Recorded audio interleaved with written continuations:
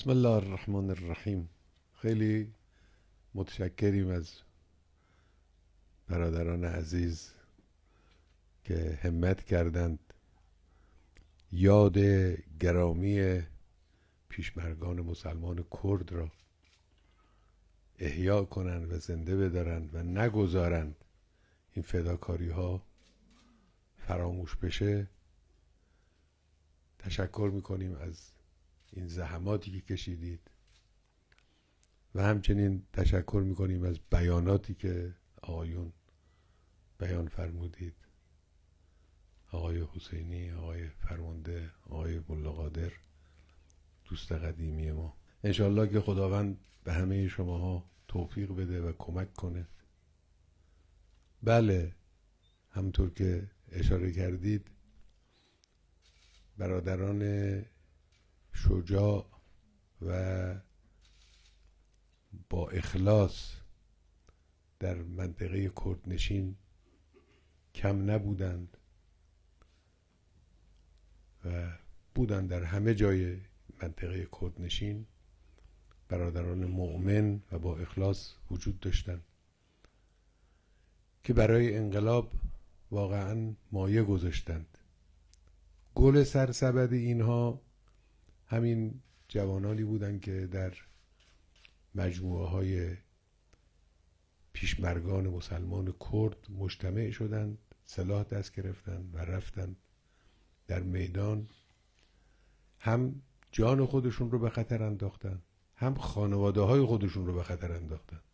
این نکته مهمی است. ما در اینجا در اصفهان، در تهران، در یزد، در مشهد، در تبریز، اگر چنانچه یک خانواده‌ای میرفتن در میدان جنگ فرزندشون به شهادت میرسید، مردم نسبت به اینها اظهار ارادت میکردن. کسی به خود این جرأت رو نمیداد، اصلا تمایلی کسی نداشت که اینا رو تهدید کنه. در کردستان اینجور نبود. در کردستان بعضی از خانواده هایی که جوانانشون میرفتن به شهادت میرسیدن و مبارزه میکردن، خانواده های اونها از طرف ضد انقلاب مورد تهدید قرار می گرفتن. این جوانی که می آمد توی مجموعه پیشمرگان مسلمان کرد که بنده یادمه، کاملا با این مجموعه بنده آشنا بودم، مکرر اونجاها رفته بودم، دیده بودم، می آمدن می رفتن. این جوانی که می آمد با این شجاعت وسط میدان، هم جان خودش رو در معرض تهدید قرار میداد، هم آرامش خانواده خودش رو میدونستن و میآمدن. اینا خیلی مهمه. و امتحان خوبی دادند، حقا و انصافا امتحان بسیار خوبی دادند.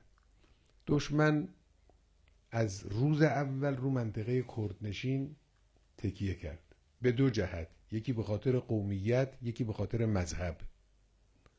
امیدوار بودند که بتوانند از این نقطه نفوذ کنند. حالا در بلوچستان به یک نحو، در ترکمن صحرا به یک نحو، در کردستان به یک نحو. این اسناد و مدارک فراوان مربوط به منطقه کردستان که در نهانخانه های امنیتی رژیم طاغوت بود، اینا همه افتاد دست ما. ما فهمیدیم اینا سیاست هاشون اونجا چی بوده است و چه کار میکردن. از این سیاست ها اینا میخواستن استفاده کنن بعد از پیروزی انقلاب و منطقه کردستان رو تبدیل کنن به یک نقطه آسیب پذیر و آسیب زن نسبت به انقلاب. هدف این بود. حالا شعارهای گوناگونی میدادن، بعضیشون شعار چپ میدادن، بعضی حتی شعارهای اسلامی میدادن. در همین منطقه کردستان از ضد انقلاب معارض با نظام اسلامی کسایی بودن که آیه قرآن میخوندن که خب همه یادمونه، کسانی که تو این قضیه بودن یادشون هست. اما در واقع داشتن برای ضد انقلاب، برای آمریکا، برای رژیم صهیونیستی کار میکردن، تلاش میکردن و همه نیروی خودشون هم مصرف کردن بلکه بتوانن اون منطقه رو ناامن کنن. خب این منطقه ناامن نشد. خب بله، جوانای ما از جاهای مختلف رفتن کردستان، اما اگر مردم کرد دلشون با انقلاب نبود بازم میتونستن اینا کار بکنن؟ معلومه که نه. اگر 10 برابر اون مقداری که ما نیرو فرستادیم کردستان میرفتن کردستان، اما مردم کرد دلشون با اینا نبود، نمیتونستن کار بکنن. مردم کرد دلشون با اینا بود. خیلی از علمای کرد، بعضی از علمای کرد رو ضد انقلاب شهید کرد. خب آخریش همین چند سال پیش مرحوم شیخ الاسلام بود در سنندج. این مرد خالص پاک رو شهید کردند. بنابراین کاری که در اون منطقه انجام گرفت به همت برادران بود. من خاطرات زیادی دارم. حالا پاوه آقای ملا قادر گفتن، من یادمه روزی که اول بار رفتیم پاوه بعد از غذایای پاوه، هوا هم سرد بود، رفتیم اون منطقه بالا و این جوانهایی که اونجا بودند و رفتیم مسجد ایشون رو عرض کنم که حقیقتاً مردم در اون منطقه با غربتی که در خانه خودشون داشتن برای نظام جمهوری اسلامی تلاش میکردن و خدمت میکردن و زحمت میکشیدن. یعنی واقعا اینجوری بود. خب به حمدالله اثر هم کرد. امروز هم در اون مناطق هست. اون چه که مهمه این است که ما بدانیم دشمن آرام نمی نشینه. اگر خیال کنیم که دشمن آرام خواهد نشست، نه، دشمن تا اونجایی که بتوانه دشمنی خواهد کرد و نقشه خواهد ریخت و اقدام خواهد کرد. پولم در اختیارشون هست، دستگاه‌های امنیتیشون هم وسیع است، دستگاه‌های تبلیغاتیشون هم وسیع است و تلاش میکنن. ما باید بیدار باشیم. ما بایستی بیدار باشیم.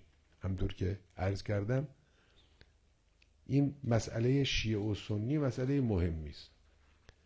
اونها روی مسئله شیعه و سنی تکیه کردند، سعی کردند از هر دو طرف تعصب‌ها رو برانگیخته کنند. یعنی آتش تعصب رو هم در طرف شیعه هم در طرف سنی برانگیخته کنند. یه عده‌ای هم خب از روی غفلت اسیر این چیزها، بازیچه دست این چیزها همیشه میشن. انسان‌های دلسوز و علاقه‌مند باید حواسشون خیلی جمع باشه که اسیر این معانی نشن. واقعا اینجوره که اون کسی که در کسوت طرفداری از تسنن بنا میکنه به شیعه حمله کردن و از حد میگذرانه دشمنی خود رو، این هیچ گونه علاقه‌ای در مرکز امر به تسنن و به اسلام نداره. عین همین قضیه در مورد تشیع. کسانی هستند که محرک آتش تعصب در شیعه بر ضد اهل تسننن، در حالی که هیچ گونه انگیزه دینی در اونها نیست. اینا از کی استفاده میکنن؟ از متوسطین و متوسطاتی که درست توجه به جوانب قضیه ندارن، علاقه مذهبی دارند اما عقل و توجه و حکمت لازم در اونها نیست که بفهمن که هدف دشمن چیست. اینا تحریک میکنن، از دو طرف تحریک میکنن. همه بایستی مراقب باشیم نگذاریم این توطئه به نتیجه برسد. و بنده از همون مدتها پیش این رو میگفتم، انگلیس ها تو این مسئله خیلی تجربه دارن. اونا از آمریکایی ها تجربهشون بیشتره. انگلیس ها تجربه اختلاف افکنی بین تشیع و تسنن در اونها خیلی بیشتر است. خوب بلدن چه کار بکنن که دو طرف رو به جان هم بیاندازن و یه وقت به نحوی حرف میزنن که گویی طرفدار اهل سنتن. حالا دیدید در مجلس کنگره آمریکا به عنوان حمایت از اهل سنت عرب عراق طرح تصویب میکنن، پیشنویس طرح مینویسن، طرح تصویب میکنن. حالا اونا آیا واقعا به اهل سنت علاقه به اهل سنت دارن؟ اونا ضد هر چیزی هستن که نشانی از اسلام داره، فرقی هم براشون نداره شیعه و سنی. به این نکته بایستی توجه کرد. بنابراین مسئله مذهب یک مسئله است، مسئله قومیت یک مسئله است. حالا خوشبختانه نمیتوانند از عامل کردی استفاده کنند، کما اینکه در بعض از کشورهای دیگه از عامل کردی خوب میتوانند استفاده کنند. بهانه ها رو باید از دست اینا گرفت و کار فرهنگی که آقای ملا قادر گفتن کاملا درسته، کار فرهنگی بسیار خوبه. حالا همین حرکتی که در زمینه پیشمرگان مسلمان کرد دارید انجام میدید این خودش کار فرهنگی است. اگه این کار رو خوب و تمیز و جامع انشالله از آب در بیارید این خودش کار فرهنگی با ارزشی است. این رو باید انجام داد. کارهای خدماتی و اقتصادی هم باید انجام بگیره. واقعا جوانان نباید بیکار بمونن. بیکاری منشأ فساده و مسائل مربوط به جوانها مسائل درجه یک. امیدواریم انشالله خداوند متعال به همه شماها توفیق بده بتونید این کارهایی رو که شروع کردید به بهترین وجهی انشالله به پایان برسونید. و السلام علیکم و رحمت الله و برکاته.